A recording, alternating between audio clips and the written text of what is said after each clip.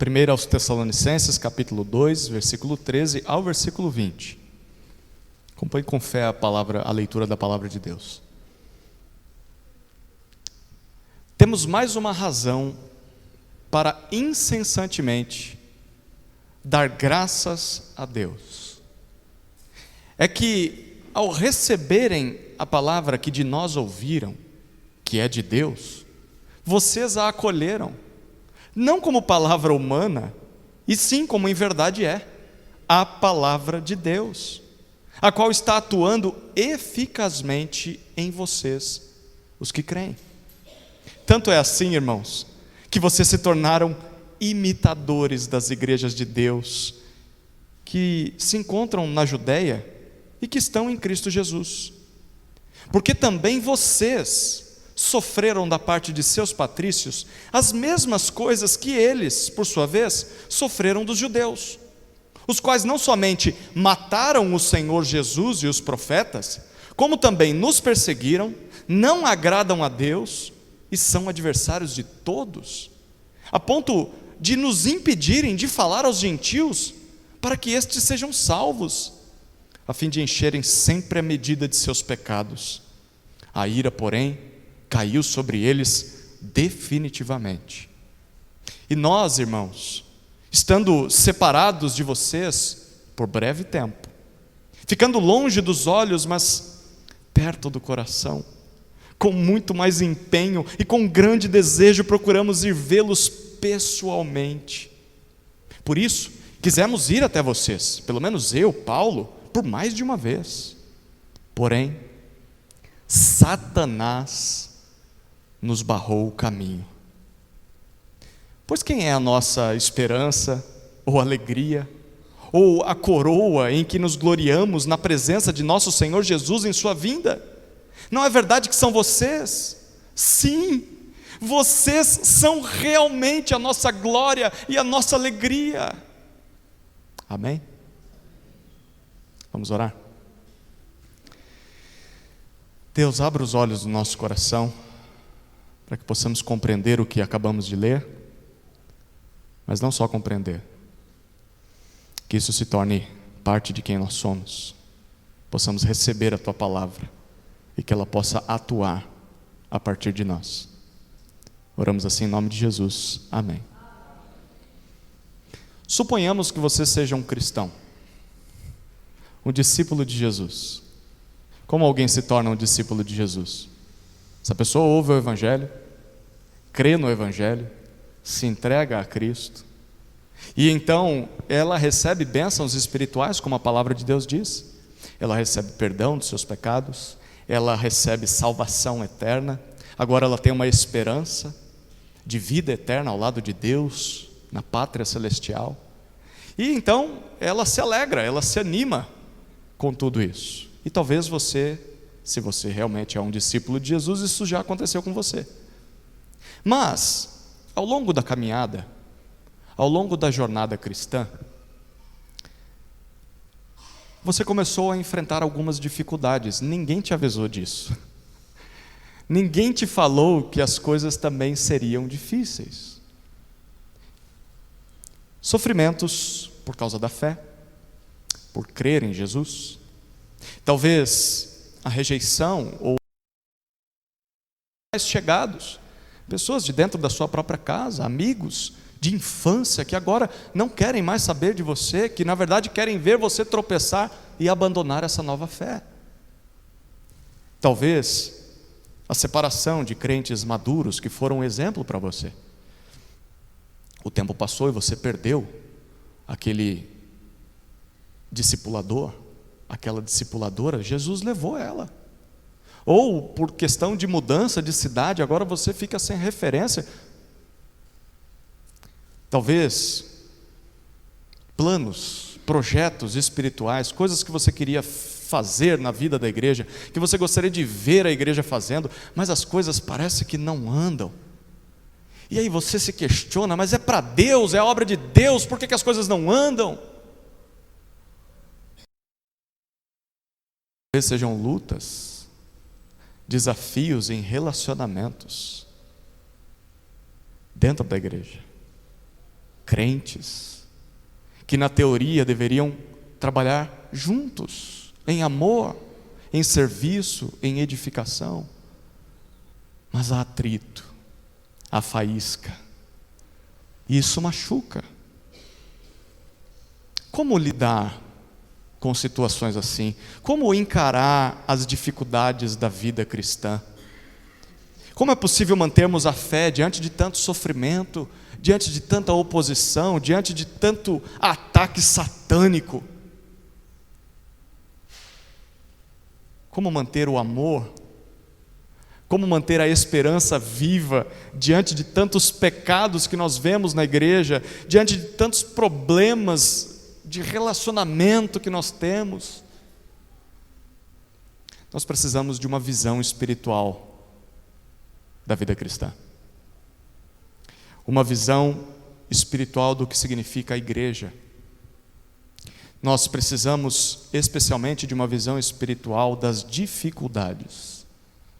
O que elas significam, o que elas são, o que está acontecendo quando enfrentamos elas. Em meio a tantos problemas, para onde devemos olhar? Bom, parece que Paulo e seus companheiros, escrevendo essa carta, sabiam que a igreja em Tessalônica estava lidando com essa questão. Eles estavam passando por dificuldades. E a pergunta principal desses versículos que lemos é: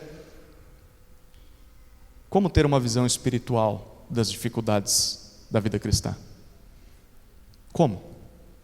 Nós podemos resumir o que Paulo disse em duas lições principais, lições bem práticas. Primeira lição, em primeiro lugar, agradeça a Deus pelos motivos corretos.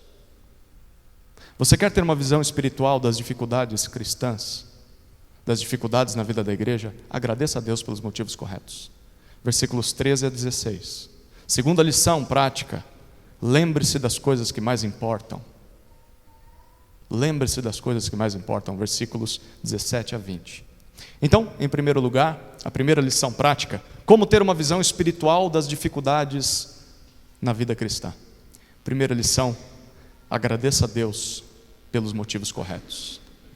Mais uma vez, a leitura dos versículos 13 a 16. Temos mais uma razão para incessantemente dar graças a Deus. É que ao receberem a palavra que de nós ouviram, que é de Deus, vocês a acolheram, não como palavra humana, e sim como em verdade é, a palavra de Deus, a qual está atuando eficazmente em vocês os que creem. Tanto é assim, irmãos, que vocês se tornaram imitadores das igrejas de Deus que se encontram na Judéia e que estão em Cristo Jesus. Porque também vocês sofreram da parte de seus patrícios as mesmas coisas que eles, por sua vez, sofreram dos judeus, os quais não somente mataram o Senhor Jesus e os profetas, como também nos perseguiram, não agradam a Deus e são adversários de todos, a ponto de nos impedirem de falar aos gentios para que estes sejam salvos, a fim de encherem sempre a medida de seus pecados. A ira, porém, caiu sobre eles definitivamente. Paulo e seus companheiros, Silvano e Timóteo, eles apresentam mais um motivo pelo qual agradeciam a Deus, e ele diz no versículo 13: insistentemente, constantemente. Ele já agradeceu por essa igreja lá no começo do capítulo 1, mas agora tem mais um motivo.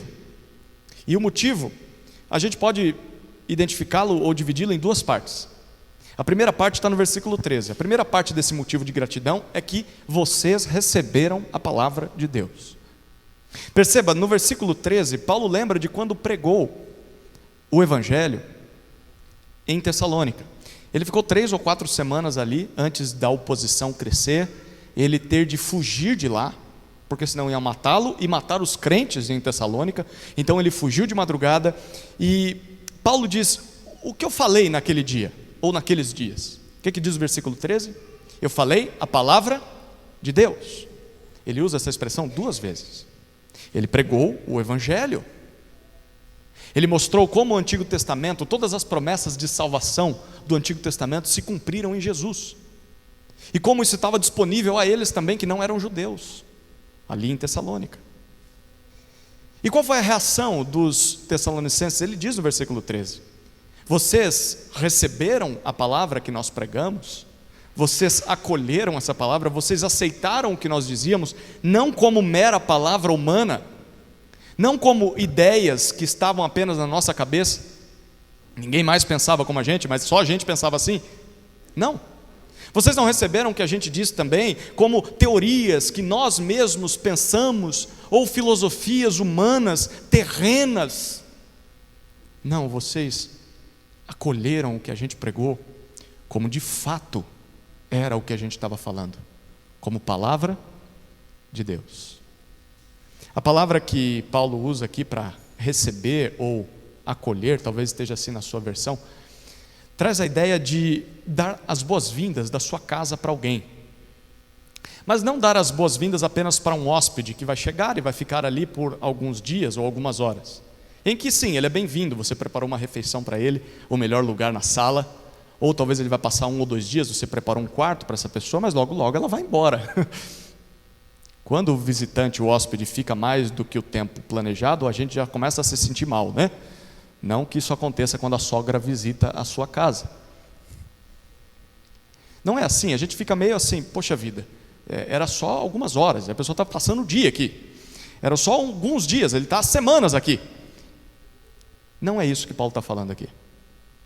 A palavra receber ou acolher traz a ideia de você receber e dar as boas-vindas não a um hóspede que vai ficar alguns dias, mas a um morador permanente. Ele é um membro da família que foi adotado, um membro da família distante que veio e agora só tem o seu lar para morar. Então agora ele é bem-vindo. Agora ele vai poder abrir a geladeira, ele vai poder comer o que está lá dentro e também trabalhar para colocar comida lá dentro. A casa é dele também. E o que Paulo está dizendo foi assim que vocês acolheram o que nós pregamos. Vocês não receberam só, isso aí eu acredito agora, mas não sei não, viu? Eu vou colocar em xeque. Não sei se dá para levar para a vida essas palavras. Não, vocês receberam e falaram, isso agora faz parte da gente, da nossa casa, do nosso lar, faz parte de quem eu sou. Isso provoca em nós duas reações. A primeira é para aqueles de nós que pregam o Evangelho. Seja um seminarista, um pastor, um líder de grupo, você que evangeliza. O seu amigo, trabalho, seu familiar. Enfim, o nosso chamado é pregar a palavra de Deus. Nada mais, nada menos. Esse é o nosso chamado. As nossas palavras não salvam pessoas. As nossas palavras não transformam pessoas. Os nossos métodos não transformam, não salvam pessoas. O que salva pessoas é o Evangelho. Então, por mais difícil que isso seja, ou talvez por mais simples que pareça, porque tem horas que as pessoas querem mais do que a palavra de Deus. Elas querem, eu não sei o que elas querem um filme, elas querem um teatro, elas querem um show. Por mais difícil que seja ficar só com a palavra, continue pregando só a palavra, porque é a palavra que muda vidas. Quanto mais nós fizermos isso, mais Deus irá falar, e mais há a possibilidade dele salvar vidas. É isso que Paulo fazia em todo lugar que ia.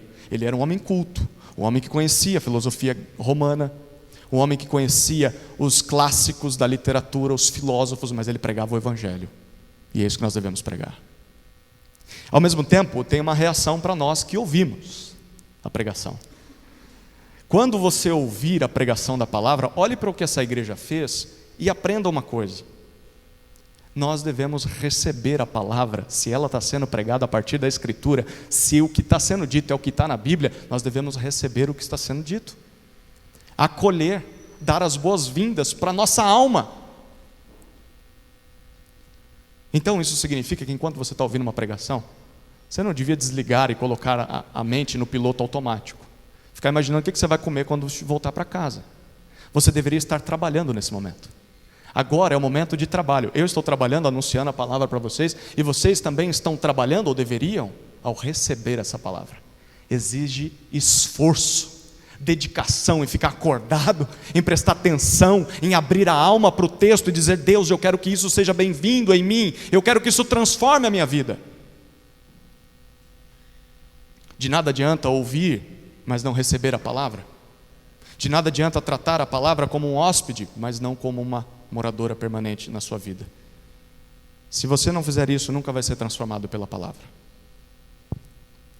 No versículo 13 ainda, Paulo dá uma informação, mais uma sobre a palavra.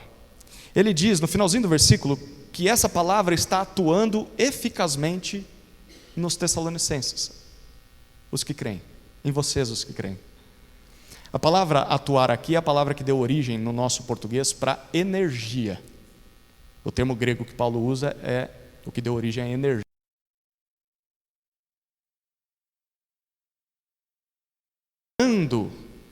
Produzindo energia dentro de vocês. Ela está funcionando corretamente aí dentro, produzindo efeitos. E o tempo verbal com que Paulo escreveu essa palavrinha aqui, naquela época, traz a ideia de algo contínuo. É como se Paulo estivesse dizendo assim: à medida em que você crê, a palavra atua. À medida que você para de crer, a palavra não atua. Vocês, os que creem, a palavra está atuando em vocês. Dia após dia. Você não pode parar de crer. Qual o significado disso? Quem crê, quem recebe a palavra, o Evangelho, vai ser alvo do trabalho eficaz, da energia da palavra, de dentro para fora. A palavra de Deus vai começar a agir dentro de você, te constrangendo, te convertendo, te convencendo do pecado, te mudando, despertando em você desejo por Deus.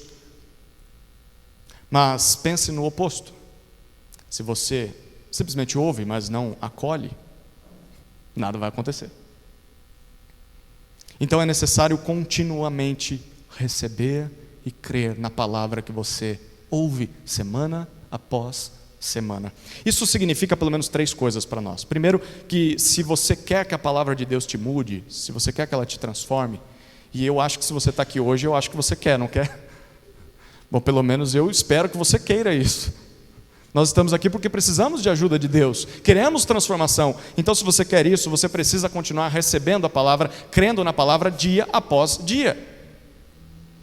Não espere que você vá crescer em santificação sem dar atenção à palavra, sem aplicar o que você ouve na sua vida, sem se dedicar à palavra, sem ter paciência, perseverança, porque a mudança demora.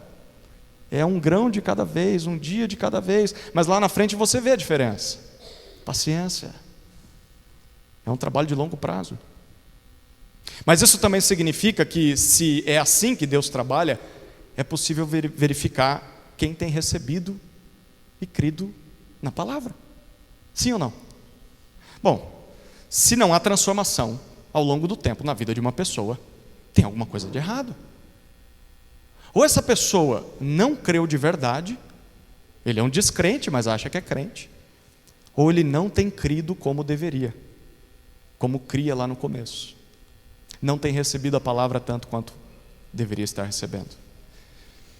Então receba, creia o quanto antes, porque ainda há esperança para você. Mas isso também tem um terceiro significado, é que se você vê esse trabalho, essa transformação nessa igreja aqui, você consegue ver a palavra de Deus atuando em vidas? Talvez não está atuando em todo mundo, mas está atuando em alguns. Eu vejo em alguns, eu vejo num grupo, eu vejo em pessoas a palavra de Deus operando, porque eles estão crendo no que estão ouvindo. Então você deveria fazer como Paulo, agradecer a Deus. É motivo de gratidão a Deus o fato de vocês estarem recebendo a palavra e ela operar dentro de vocês. Isso é sinal de vida. Deus está atuando de forma eficaz em nós. Portanto, ore agradecendo a Deus por isso. Mas também diga isso aos outros. Paulo está dizendo isso para a igreja, né? Eu tenho motivo de gratidão por vocês, porque eu estou vendo isso na vida de vocês. Qual foi a última vez que você olhou para o seu irmão e falou: meu irmão, eu louvo a Deus pela tua vida, porque você está recebendo a palavra e ela está frutificando em você. Eu estou vendo isso na sua vida. Que encorajamento isso traz para a gente, não é? Bom, Essa semana você tem uma tarefa. Faça isso pelo menos com um irmão que você está vendo isso acontecer. Com certeza a gente vai estar muito mais encorajado domingo que vem, né? A segunda parte do motivo de gratidão de Paulo está nos versículos 14 a 16 que nós lemos. Ele primeiro diz: vocês receberam a palavra de Deus. Agora ele diz: vocês sofreram por causa de Cristo. Olha que maluco, parece maluco. Mas olha o versículo 14. Como é que a gente sabe que Paulo, e como é que Paulo sabia que os tessalonicenses tinham recebido a palavra de Deus e estavam sendo transformados pela palavra? O versículo 14 começa dizendo: vocês se tornaram imitadores das igrejas de Deus lá da Judéia, que também estão em Cristo Jesus. Vocês começaram a imitar os seus irmãos que estão na Judéia. Lembra quem é que está na Judéia? Qual a cidade principal que fica na Judéia? Jerusalém. Foi lá que tudo começou, não foi? A primeira igreja começou lá. Quem são os irmãos da igreja em Jerusalém? São judeus, não são? Ok. Apesar de serem pessoas diferentes de vocês, serem outras igrejas, vocês estão imitando eles. Mesmo que vocês sejam gregos, gentios. Vocês não nasceram da linhagem de Israel. Mas aí o versículo continua e a gente pergunta: imitadores em que sentido? Será que é como nos nossos dias, né, que uma igreja olha para a outra e fala: nossa, eles estão fazendo um negócio, está ficando maneiro o negócio lá, né? A igreja está dando certo, está atraindo pessoas. Sabe o que a gente vai fazer? Vamos fazer uma filial aqui. Então é como uma empresa, né, como um McDonald's, onde você vai, é tudo igualzinho, a placa, né, o menu, muda um pouquinho aqui, um pouquinho ali, mas é tudo igualzinho, bem padronizadinho. Tem muita igreja que faz isso hoje, né? Abre franquia. Será que é isso que Paulo está dizendo? Vocês copiaram a estrutura da igreja, vocês copiaram o prédio, as construções, vocês copiaram as tradições dos judeus. Será? Será que eles pararam de comer a feijoada que eles comiam, o porquinho deles? Será mesmo? Vocês copiaram os ministérios, e aí vocês falaram: ó, se está dando certo lá em Jerusalém, vamos copiar e vamos trazer para cá. Precisa ter um ministro de louvor, precisa ter um líder de jovens, vibrante como tem lá, porque aqui, aí o negócio vai bombar aqui nessa igreja. Vocês se tornaram imitadores no louvor? Se tornaram imitadores na cor da parede? Se tornaram imitadores em quê? O versículo 14 é maluco. Vocês se tornaram imitadores no sofrimento por Cristo. Olha o que ele continua dizendo no versículo 14. Vocês também sofreram da parte de seus patrícios. O que é patrício aqui? São os compatriotas, seu próprio povo, gente que cresceu com vocês, gente que era amigo de infância. Vocês sofreram nas mãos deles o mesmo que os judeus sofreram nas mãos dos judeus. As igrejas na Judéia sofreram oposição dos próprios judeus. Judeus sofrendo na mão de judeu. Os judeus crentes sofrendo nas mãos dos judeus descrentes em Jesus. E Paulo está dizendo: vocês também. Só porque creram em Jesus, os seus vizinhos, colegas de trabalho, cidadãos dessa cidade, se voltaram contra vocês, só porque vocês creem em Jesus. Tem uma lição aqui para nós. Uma das maiores marcas de uma verdadeira igreja é o sofrimento por causa de Cristo. Eu vou repetir isso. Uma das maiores marcas de uma verdadeira igreja é o sofrimento por causa de Cristo. Onde quer que Jesus alcance pessoas, isso vai gerar resistência, vai gerar oposição, vai gerar perseguição dos descrentes, em especial dos seus patrícios, daqueles que são semelhantes a você, dos mais próximos de você. Por isso, não se iluda. Sofrer por crer em Cristo é comum. Você não é o primeiro, não. Acontece desde o início da igreja, desde a igreja em Jerusalém, e acompanha todas as igrejas de Jesus ao longo da história. Saiba que isso vai acontecer, saiba que pessoas vão se opor, pessoas vão resistir, pessoas talvez vão perseguir a igreja. É de se esperar isso, porque eles fizeram isso com o nosso Senhor. Eles crucificaram o nosso Senhor, o nosso Salvador. Você acha que vai acontecer o que com a gente? Ao mesmo tempo, não ache que só você sofre. Porque, segundo Paulo, talvez Tessalônica estivesse dizendo: oh Deus, por que nós? Por que esse sofrimento? E Paulo está dizendo: vocês não são os primeiros, não. Tem gente também que está sofrendo em outras igrejas ao redor desse mundo. Tem outras igrejas que também sofrem por causa de Jesus, talvez até mais do que vocês. Olhe para além de si mesmo. Ore por essas igrejas que sofrem muito mais do que nós. Muito mais. Ao mesmo tempo, o que é maluco, agradeça a Deus por isso. Porque foi assim que Paulo começou o versículo 13. É um motivo de gratidão. Gratidão porque vocês sofreram por Cristo. Estão sofrendo por Cristo. Parece loucura, não parece? Bom, isso que o Evangelho faz. Ele vira a sabedoria do mundo de ponta cabeça. Jesus disse no Sermão do Monte, as crianças decoraram, elas devem estar por aí em algum lugar. Bem-aventurados os perseguidos por causa da justiça, porque deles é o reino dos céus. Felizes são os perseguidos. Se o mundo se opõe a nós, é porque nós estamos nos parecendo cada vez mais com Jesus. Isso é motivo de alegria, de gratidão. Obrigado, Senhor. No versículo 15, Paulo faz a descrição desses judeus que perseguiram a igreja ou as igrejas lá na Judéia. E ele destaca 4 elementos aqui. Primeiro, ele diz que eles são assassinos. Mataram Jesus. Mataram os profetas. Segundo, eles perseguiram Paulo, perseguiram os seus companheiros. Terceiro, ele diz que eles desagradam a Deus. Curioso, não? Eles têm uma aparência de religiosidade. Eles eram judeus piedosos, como o próprio Paulo foi no passado. Mas ele diz, apesar da aparência de religiosidade, eles não agradam a Deus. E em quarto, ele diz, eles são adversários de todos. O pessoal não vive em paz com ninguém. Eles só pensam em si mesmos, só amam a si mesmos. Não têm amigos. E essa inimizade, no versículo 16 a gente vê, é confirmada pelo fato de que esses judeus tentavam impedir que os gentios ouvissem o Evangelho, para que pudessem ser salvos. Em outras palavras, eles não reconheciam que estavam perdidos, eles não aceitavam Jesus como seu Salvador e muito menos queriam que os outros fizessem isso. Você conhece pessoas assim?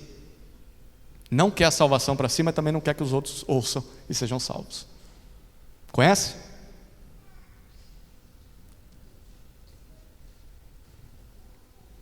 Qual o resultado disso? No versículo 16, ainda, Paulo diz que Deus contabiliza essa maldade. Ele usa a imagem aqui de uma taça que vai sendo preenchida e vai se enchendo a cada pecado que eles cometiam, a ponto de que um dia ela vai transbordar. E aí ele diz, a ira é a justiça de Deus em ação contra a maldade do mundo. Um dia a ira de Deus cairá sobre eles. Mas ele usa o verbo já no passado, percebeu? A ira já caiu sobre eles. É tão certo que ele já coloca como se já tivesse acontecido. Eles já estão julgados. Lembra que Jesus disse? Quem crê não é condenado, quem não crê já está condenado. O que isso significa? Significa que todo judeu é assim? E aí talvez aqui você olhe para o passado e olhe para o que está acontecendo lá na Palestina e você diga assim, tá vendo? Isso justifica o antissemitismo. Tem que odiar judeu mesmo. Olha o que o judeu está fazendo. Eles fizeram isso no passado e continuam fazendo até hoje. Significa isso? Bom, se significar, a gente tem um problema, né? Não significa isso. Porque havia igrejas na Judéia. Havia judeus que se converteram a Jesus. Pessoas que antes eram descrentes, que talvez eram assim no passado, mas que creram em Jesus. E o próprio Paulo é um exemplo disso. Então não é todo judeu que é assim. Mas essa é uma boa descrição de um descrente. Seja ele judeu, seja ele não judeu. Ele é um pecador que desagrada a Deus, mesmo talvez sendo religioso. E ele é merecedor da ira de Deus. Então, tem duas aplicações para nós. Primeiro, para você que é crente, você que crê em Jesus. Lembre-se de que um dia Deus irá castigar quem faz a sua igreja sofrer. Paulo acabou de dizer que a ira de Deus já caiu sobre esse povo. Haverá um justo juízo. Nós não precisamos nos vingar. Deus vai fazer isso e Deus vai fazer perfeitamente. Espere. Agora, a segunda aplicação é para você que não é crente. Ah, como assim? Estamos dentro de uma igreja? Você não acreditaria se eu contasse. Você que não é crente. Se o juízo ainda não chegou, os seus pecados estão sendo contabilizados em uma taça. Vai chegar uma hora que vai transbordar. Nesse dia é o dia de acerto de contas. Se ainda não chegou, é porque Deus está te dando chance e oportunidade de se arrepender. Ainda há tempo. Veja isso como paciência de Deus, como tolerância de Deus, antes que seja tarde demais. Porque um dia a taça da ira vai transbordar. Como ter uma visão espiritual das dificuldades da vida cristã? Primeira lição prática: agradeça a Deus pelos motivos corretos. Quais são esses motivos? Estamos vendo pessoas recebendo a palavra, estamos vendo essa palavra transformando essas pessoas, estamos vendo uma igreja que está disposta a sofrer por Cristo. Motivo de gratidão. Se encoraje com isso em dias de dificuldade. Segunda lição prática: como ter uma visão espiritual das dificuldades da vida cristã? Lembre-se das coisas que mais importam. Olha os versículos 17 a 20.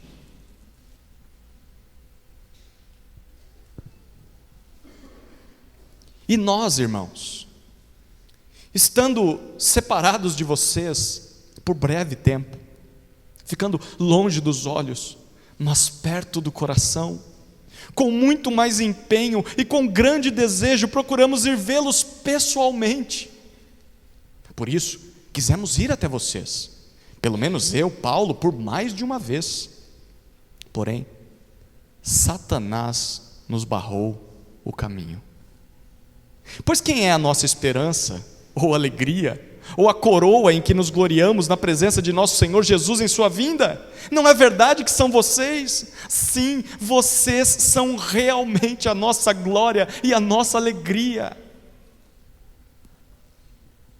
Para encorajar os tessalonicenses a continuarem firmes diante das dificuldades da vida cristã, Paulo e seus companheiros fazem duas revelações para aquela igreja. A primeira revelação está nos versículos 17 e 18. Ele diz: nós tentamos visitá-los. Eu, especialmente Paulo, tentei, mas Satanás me impediu. Mais uma coisa esquisita no texto, né? Primeiro é sofrer e ser motivo de alegria. Agora, Paulo queria fazer um negócio e o diabo não deixou? Olha os detalhes do versículo 17. Ele descreve a sua situação em 3 declarações no versículo 17. Primeiro, nós fomos separados. Depois daquelas 3, 4 semanas de pregação, eles tiveram que fugir e tal. Provavelmente passou um ano desde que tudo isso aconteceu. A palavra que Paulo usa aqui para separados traz a ideia de uma mãe que é separada à força do seu bebê recém-nascido. Imagina que dor, que angústia. Você fica com o coração apertado e ficar 2 horas longe do seu bebê. Imagina ter perdido o teu bebê, alguém roubou o teu bebê de você. É o peso da palavra que Paulo está usando aqui. Literalmente ela é traduzida por orfanar, que é tornar alguém órfão. Vocês foram roubados de mim. Filhos que eu tinha acabado de gerar na fé, me roubaram vocês. É assim que Paulo se sentia em relação àqueles crentes. Que beleza, que lindo ver esse relacionamento entre um pastor e o seu rebanho, né? Filhos na fé. Não deu tempo de discipular aquelas pessoas, não deu tempo de treinar aquelas pessoas para a vida adulta, para uma fé madura, uma fé independente. Não deu tempo, menos de um mês. Mas há uma confiança, Paulo diz, foi por breve tempo. Percebeu isso no versículo 17? Breve tempo. Um dia nós vamos nos encontrar mais uma vez. Se não aqui, lá. Se não na terra, no céu. Tem uma lição muito interessante para a gente aqui. Se separar daqueles crentes não foi intenção de Paulo. Não era plano de Paulo e dos seus companheiros deixar a igreja. E nem deve ser a nossa. Não faz sentido um crente deliberadamente, por decisão própria, por iniciativa própria, se separar da igreja de Deus. Não faz nenhum sentido. Paulo diz: eu fui roubado de vocês. E tem crente que decide se roubar, se furtar do relacionamento com a igreja. Cuidado. Se você está namorando, está flertando com essa ideia: igreja, não preciso ser tão fanático com esse negócio, eu não estou gostando de algumas coisas que eu estou vendo, melhor eu ficar mais tempo em casa, vou ouvir umas pregações na internet. Cuidado, isso não é atitude de crente maduro.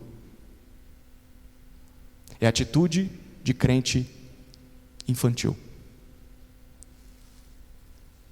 E se já aconteceu, e talvez agora você está sentindo o peso disso: poxa vida, eu não deveria ter me afastado. Volte! Há tempo ainda. Há tempo. A primeira coisa que Paulo diz é isso: nós fomos separados de vocês por breve tempo. Ainda no versículo 17, a segunda declaração dele é: vocês estão longe dos olhos, mas aqui pertinho do coração. Diferente do que acontece com muitos hoje em dia, o estudo, a doutrina, a teologia, o conhecimento, ou o cargo, o posto de autoridade. Paulo era apóstolo. Deus tinha revelado o evangelho para Paulo. Paulo tinha muito conhecimento. E tem muita gente hoje com um pouquinho só de conhecimento de Paulo, com um pouquinho só de cargo, de autoridade, nem se compara com quem foi o apóstolo Paulo. E é muito comum isso produzir nas pessoas o quê? Frieza, desamor. Olha para os outros assim de cima para baixo, com desprezo, com arrogância. Diferente disso, Paulo diz: o estudo, o fato de eu ser apóstolo, isso não produziu em mim um pastor, um crente frio, impessoal. Produziu em mim um ministro caloroso e amoroso. Eu trago vocês no meu coração. O verdadeiro evangelho produz amor, ao invés de impessoalidade. Quanto mais você conhecer a Deus, através da Escritura, mais você vai amar as pessoas, e não o contrário. Tem gente que começa a estudar teologia e começa a ficar frio. Não está conhecendo a Deus na teologia. Está conhecendo livros, palavras, mas não o Deus que ama, o Deus que é amor. O Evangelho vai produzir amor na vida das pessoas. Não essa impessoalidade que a gente vê em muitos lugares. Se isso não acontece na sua vida, agora é hora da gente aplicar, né? Tem alguma coisa de errado. Você tem ouvido Bíblia, você tem lido Bíblia, você tem pensado na Bíblia, mas isso não está produzindo em você amor. Está produzindo em você só mais conhecimento, mais defesa na fé. Você está pronto para uma briga teológica, mas não está pronto para abraçar um irmão que está chorando. Tem alguma coisa errada. Muito errada. E não é na teologia que está errada, é no teu coração que as coisas estão erradas. Conhecimento ou autoridade, cargo de liderança, não são desculpas para não amarmos as pessoas. Pelo contrário, essas coisas vão nos levar a amá-las, porque nós vamos ser mais parecidos com Jesus, e Jesus era assim. Jesus era o líder e ele lavava os pés dos discípulos. Tendo-os amado, amou-os até o fim.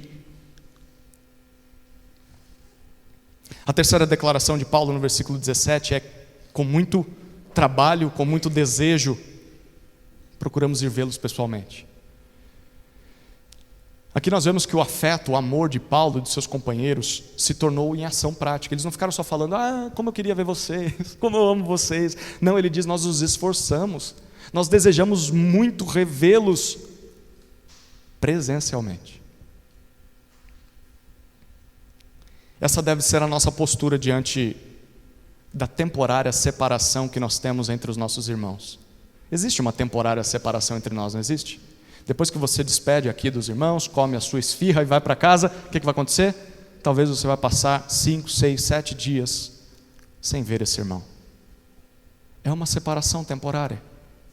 E enquanto essa separação acontece, até que a gente se veja de novo no próximo culto, nós deveríamos desejar vê-los, nos esforçar por vê-los, por encontrá-los, seja num culto no próximo domingo, seja num grupo durante a semana. É por isso que o grupo está aí, para você ver o seu irmão em menos dias, não ficar esperando uma semana para vê-lo. Não existe igreja virtual, não existe igreja EAD. Para tudo tem EAD, menos para a igreja. Pode até estudar teologia à distância, mas ser igreja à distância não existe. Esse deve ser o nosso compromisso mais aguardado na semana, mais do que qualquer outro, mais do que aquele evento, aquele espetáculo que você deseja ir, mais do que aquele lugar em que você vai se divertir com seus amigos, mais do que a cama quentinha que você está esperando para quando voltar em casa. É o encontro com o povo de Deus. E Paulo disse: se eu pudesse, eu estaria com vocês, mas eu não pude. Mesmo distantes, nós podemos estar presentes. Paulo escreveu uma carta, era o máximo que ele podia. A gente pode escrever carta, não pode? Não se escreve mais carta hoje em dia, né? Mas se você tem um aparelhinho na sua mão, você sabia que se você procurar aí, você vai encontrar o contato de algum irmão? Sabia que tem um mecanismo que se você clicar aqui, ele abre uma caixa de mensagem? Chama WhatsApp. Dá para mandar texto, dá para mandar áudio. Você aperta o botãozinho aqui: oi meu irmão, tudo bem? Não vi você no domingo, estou com saudade. Mas tem uma coisa além de, se você apertar um botãozinho em cima, você liga para a pessoa. Imagina. Oi, queria ouvir sua voz. Mas tem mais, se você apertar do lado, tem uma chamada de vídeo. Você consegue ver a pessoa e ela consegue ver você. E tem além. Se você usar as perninhas que Deus te deu e começar a andar, você consegue visitar a pessoa. Você consegue abraçar a pessoa. Se Paulo tivesse essas tecnologias, ele diz: eu queria, mas não pude. O máximo que eu consigo é mandar uma carta. Que vergonha para a gente, né? No versículo 18, Paulo dá mais uma informação impressionante para a gente. Ele diz: eu tentei visitá-los mais de uma vez. No grego aqui ele está usando a palavra 2 vezes. Talvez tem versão que traduz, né? Eu tentei mais de 2 vezes, ou pelo menos 2 vezes. Em um ano ele tentou pelo menos 2 vezes visitá-los, mas ele diz a coisa mais impressionante: mas Satanás barrou o nosso caminho. Barrar aqui é o mesmo que obstruir o caminho de alguém, impedir uma pessoa de chegar do outro lado. É como se você tivesse que atravessar uma ponte para chegar numa outra cidade. A ponte foi derrubada, não dá para chegar. É como se o técnico da seleção brasileira tivesse te escalado para jogar no jogo de amanhã, mas faltando alguns minutos para o jogo, ele te barra e diz: você não vai jogar mais, nem para o vestiário você vai. É isso que está dizendo aqui, é essa palavra, ser barrado. Como é possível? Como é que Satanás barrou o caminho de Paulo? Será que apareceu para ele? Você não vai. A gente não sabe, Paulo não disse. Talvez pudesse ser problemas no caminho. Deu algum problema lá na passagem aérea, né? Ele não tinha milha suficiente, como é que ele vai? Talvez a roda da carroça estourou. Talvez o navio afundou. Talvez poderiam ser riscos à própria vida dele. Talvez poderia ser riscos aos próprios Tessalonicenses. Se você voltar aqui, a gente mata os Tessalonicenses. A gente não sabe porque Paulo não voltou, mas o que a gente sabe é que Satanás se opõe à obra de Deus. E Paulo diz: eu sei que foi Satanás. E perceba, o que Paulo queria fazer? Ele acabou de dizer: eu queria ir vê-los pessoalmente. Deixa eu dizer uma coisa: o que Satanás mais vai fazer para nos impedir de fazer, ele vai trabalhar para barrar o caminho, é quando você levantar dessa cadeira e começar a ir em direção ao seu irmão, para amar o seu irmão, para abraçar o seu irmão, para servir o seu irmão. Aí Satanás vai se levantar. Não é se você está louvando lá em casa, lá ouvindo música gospel. Satanás não vai se levantar. Ele não está nem aí para isso. Ele não gosta quando a igreja se reúne. Ele não gosta quando a uma só voz nós cantamos ao Senhor. Ele não gosta quando nós amamos uns aos outros. Ele não gosta quando a gente dá as mãos e começa a avançar contra as trevas. Aí Satanás se levanta. E Paulo diz, ele se opôs. Tem duas certezas para nós diante desse texto. A primeira certeza é que se você quiser compromisso sério com Jesus, se você quiser compromisso sério com a igreja, espere resistência satânica. O diabo vai pintar um alvo nas suas costas e o objetivo dele vai ser derrubar você. Porque você quer compromisso sério com Jesus. Você vai enfrentar ataques ou opressão demoníaca, você vai ter que lidar com pessoas contrárias, pessoas que vão ficar na frente, que vão atrapalhar, você vai enfrentar resistência de sistemas, resistência de instituições, porque Satanás vai usar tudo que ele puder para impedir o seu compromisso sério com Jesus e com a igreja. Não se surpreenda. Mas tem uma segunda certeza, e ela é mais bombástica do que a primeira. A segunda certeza é que mesmo que Satanás tente, ele não poderá impedir os planos de Deus. Pare para pensar um pouquinho aqui. Paulo não pôde ir, ele não pôde abraçar aquela igreja, mas graças a Deus que ele não pôde ir. Sabe por quê? Porque se ele tivesse ido, a gente não teria essa carta aqui na Bíblia. Ele só escreveu essa carta porque ele não pôde ir, porque Satanás barrou o caminho. Então o Satanás tentou impedir Paulo de abraçar aqueles irmãos, de ensinar aqueles irmãos, mas sem saber, ele abençoou todas as igrejas do mundo. Todas as igrejas que têm acesso a essa carta são abençoadas com as palavras de Paulo. Jesus disse em Mateus 16 que ele está edificando a sua igreja e as portas do inferno não prevalecerão contra ela. Mesmo que Satanás se oponha, Deus transforma o mal em bênção para o nosso bem. Amém? O diabo nunca vai impedir os planos de Deus. Os planos de Deus para a igreja, por mais que Satanás tente, ele não vai impedir. Não vai impedir, ele é um fracassado. Ele vai tentar, claro que ele vai tentar. Mas até as más notícias, até as catástrofes nas mãos de Deus podem ser transformadas em bênção. Pense aí, resgate na sua memória a última oposição de Satanás. O que não produziu? Talvez produziu o teu testemunho fiel. Você foi um crente fiel mesmo na dificuldade. Talvez te deu a oportunidade de evangelizar. Talvez converteu pessoas. Satanás sempre dá um tiro no pé. Sempre, ele tenta impedir, o tiro sai pela culatra. A segunda revelação, e é o finalzinho do texto. Primeiro eu tentei ir, mas não consegui, Satanás atrapalhou. A segunda revelação dele está nos versículos 19 e 20. Vocês são a nossa alegre recompensa na vinda de Jesus. Olhe para o versículo 19. Paulo volta os seus olhos para o futuro. E ele fala do dia da vinda de Jesus, o retorno de Cristo. E ele faz perguntas para os tessalonicenses. São perguntas retóricas. O que são perguntas retóricas? A resposta está na própria pergunta. É uma resposta óbvia. Quais são as perguntas? Na verdade, quais são as afirmações dele com essas perguntas? Vocês sabem quem é a nossa esperança no dia que Jesus voltar? Sim, a minha esperança é Jesus Cristo, óbvio. Mas vocês sabem qual é a nossa expectativa de recompensa? Vocês sabem qual é a nossa alegria nesse dia? O nosso motivo de festa? A gente vai pular dessa altura quando Jesus voltar? Por esse motivo? Vocês sabem quem é a coroa? Ou quem é a coroa, o motivo de orgulho, de prazer que nós teremos quando Jesus voltar? Ele diz, são vocês. Vocês são a nossa esperança, vocês são a nossa alegria, vocês são a nossa coroa. No versículo 20 ele afirma, sim, vocês são realmente a nossa glória, vocês são a recompensa por todo o trabalho, e vocês são a nossa alegria. Dois detalhes aqui chamam a atenção. O primeiro detalhe está no versículo 19, é a palavra coroa. Existiam duas palavras gregas para se referir a coroa naquela época.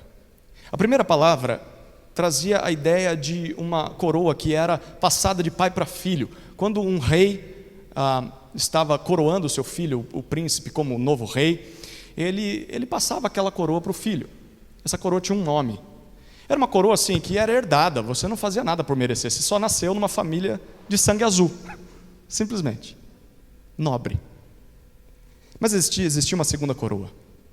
Uma coroa que era a coroa que um general de guerra recebia depois de uma guerra. Uma coroa que era conquistada por meio de muito esforço, muito trabalho, muita luta, muito sangue derramado. Sabe a qual coroa Paulo está se referindo aqui? Não é a primeira, é a segunda. Paulo está dizendo o seguinte: depois de tanto trabalhar por vocês, depois de derramar a minha vida em favor de vocês, um dia eu vou ser recompensado de todo esse trabalho. Eu vou receber uma coroa. E a coroa, sabe quem é a coroa? Vocês. Vocês são a minha coroa nesse dia. E é tão lindo, porque o segundo detalhe é que Paulo diz que eles não só serão no futuro. O que ele diz? Você viu? Reparou? Ele diz no versículo 19: pois quem é, não é quem será, quem já é. No presente vocês já são a minha recompensa. Hoje eu olho para vocês e vocês já são a minha alegria. Hoje eu olho para vocês, vocês já são a minha esperança de recompensa. Eu já me orgulho de ver vocês, de ver Deus trabalhando na vida de vocês. Algumas aplicações para nós.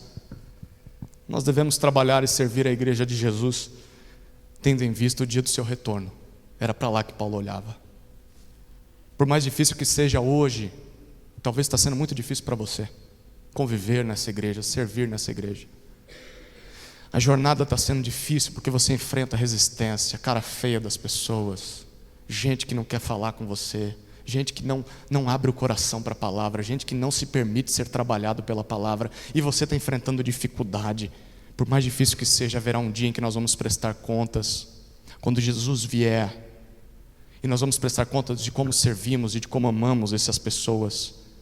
Nós devemos fazer isso com zelo, com fidelidade, mesmo que elas não queiram. Ao mesmo tempo, nesse dia nós também seremos recompensados por todo esforço. Vale a pena.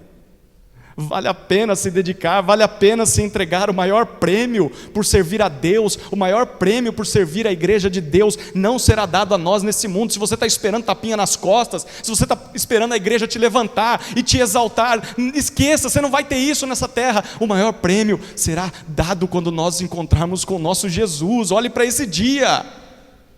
Faça porque você ama a Ele, porque você está obedecendo a palavra dEle, mesmo que as pessoas não reconheçam, mesmo que não te abracem, mesmo que não te agradeçam, faça por Ele, a recompensa virá dEle. Segunda aplicação para nós, para que a gente veja a igreja dessa forma com que Paulo via a igreja como a sua recompensa, já nessa vida, a gente precisa trabalhar, se esforçar. A gente vai ter que se esforçar muito. Ninguém conquista essa coroa se não se dedicar. Conseguir olhar para a igreja como motivo de orgulho e de alegria é fruto de muita batalha vencida, em oração e em serviço a Deus. Quanto mais você servir as pessoas, quanto mais você amar essa igreja, quanto mais você perdoar o seu irmão, mais você vai amar o rebanho de Jesus. Mas o oposto também é verdade. Desista logo no início, nas primeiras lutas, nas primeiras resistências, nas primeiras oposições, nas primeiras caras feias, e você nunca vai ter prazer nessa igreja. Você nunca vai ter alegria nessa igreja. Então persevere. Persevere. Porque conseguir encontrar alegria na igreja a qual você pertence é fruto de trabalho. Conquiste essa coroa.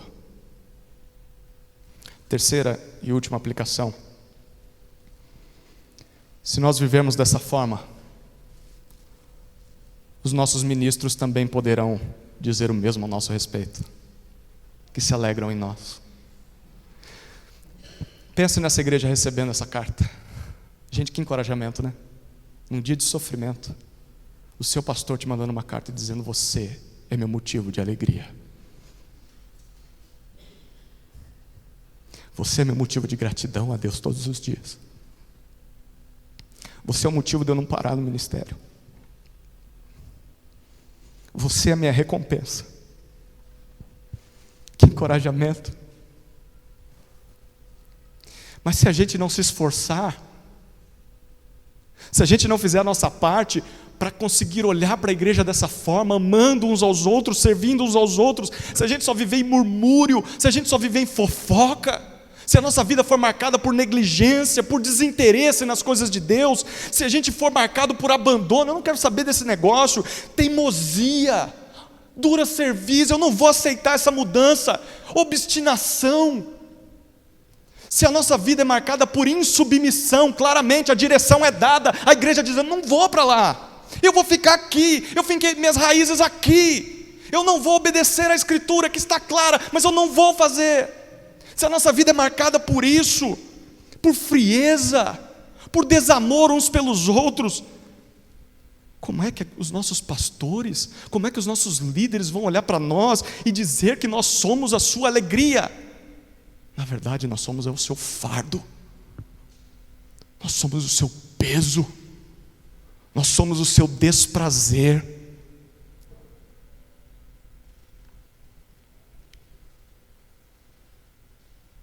O autor de Hebreus, ao escrever sua carta ao povo judeu, ele diz: sejam submissos aos seus líderes, porque eles velam por suas almas, para que façam isso com prazer e não com pesar. Porque se eles fizerem com pesar, não vai ser bom para vocês. Um pastor que se arrasta tentando pastorear o seu rebanho é um pastor que vai chorar e vai sangrar, e quem vai sofrer é o povo. Agora um pastor que tem prazer, que está vendo um povo dedicado, um povo disposto, mesmo com seus pecados, com suas lutas, mas que diz no final do dia: Jesus, me perdoa, o que o Senhor quer que eu faça? Jesus, eu vou fazer, eu sei que vai ser difícil, mas eu estou disposto. Um pastor que olha para a sua igreja e vê isso, é um pastor que olha: Senhor, não me tira daqui não, quando o Senhor voltar eu quero estar aqui com eles, e aí nesse dia eu quero apontar para eles: Senhor, eu quero olhar para eles e dizer: está aqui o meu orgulho, a minha coroa está aqui, foi por isso que eu trabalhei, foi por essas vidas que eu me esforcei, que eu me dediquei, e está aqui, Senhor, o casamento foi restaurado, aquele filho saiu das drogas, aquela vida foi salva, aquela família foi restaurada, Senhor, essa igreja está viva, está perseverante, está evangelizando, está discipulando, é uma igreja viva, Senhor, eles são o meu orgulho, Senhor, eu não preciso de mais nada na eternidade,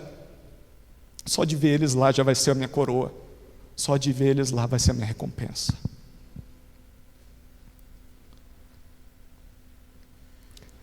Responda: seus líderes de grupo, de ministério, seu pastor, pode te ver assim hoje, com alegria? A sua alegre recompensa diante de Jesus? Ou você é um fardo? Ou você é um peso que apenas entristece Ele, que só dá trabalho para Ele? Se ele for fiel a Jesus, ele vai continuar pregando para você, ele vai continuar te amando, mas você só vai sair perdendo. Como ter uma visão espiritual das dificuldades na vida cristã? Segunda lição prática: lembre-se das coisas que mais importam. O Evangelho produz amor, a igreja avança apesar dos ataques de Satanás, e a igreja deve ser a nossa alegre recompensa quando Jesus voltar. Olhe para isso. Nós temos de admitir que a vida cristã tem muitas dificuldades, não tem? Muitas. Poucas pessoas dizem isso quando alguém se converte, mas tem muita dificuldade. E Paulo não nega não, nesse texto ele afirmou algumas coisas. Estou na minha conclusão, tá? A gente viu no texto, ele disse sobre os sofrimentos, versículo 14. Ele falou sobre a oposição dos descrentes, especialmente dos mais próximos de nós. Ele falou isso no versículo 15. Ele falou que na vida cristã há separação. A gente é orfanado de crente que a gente ama tanto. E como se não bastasse, no versículo 18 ele falou que há a ação de Satanás. Já estava bom, né? Só entre nós já teria problema, mas ainda tem o diabo lutando contra a gente. Então tem muita dificuldade. Mas apesar disso, nós também podemos esperar coisas maravilhosas, extraordinárias. Paulo afirma elas também. No versículo 13 ele falou que a palavra de Deus, quando nós a recebemos, nos transforma. Paulo disse no versículo 16 que apesar de que os judeus não queriam que os gentios fossem salvos, nós fomos salvos. O evangelho chegou até nós. Nós somos perdoados por Deus.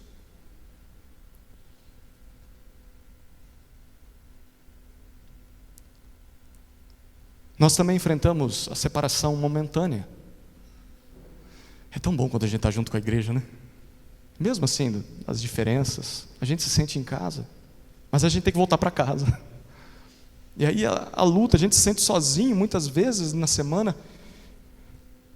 Mas Paulo disse no versículo 17, é por breve tempo. Um dia não haverá mais essa separação. Estaremos juntos por toda a eternidade. E se só isso já não fosse bom, Paulo ainda termina dizendo no versículo 19: haverá um dia em que Cristo vai voltar. Nesse dia nós vamos desfrutar de duas bênçãos. Primeira, nós vamos ser vingados. Todos aqueles que causaram mal à sua igreja vão ser julgados e castigados justamente no dia da ira. Mas em segundo lugar, nós vamos desfrutar de recompensa. Nesse dia, nós vamos receber a merecida coroa, o merecido prêmio, porque perseveramos em fidelidade, serviço e amor a Jesus e a sua igreja. É com isso em mente que nós devemos encarar as dificuldades, as lutas da vida cristã, com um olhar espiritual. E para ter esse olhar espiritual, nós devemos agradecer a Deus pelos motivos corretos e devemos nos lembrar das coisas que mais importam. Amém? Vamos orar?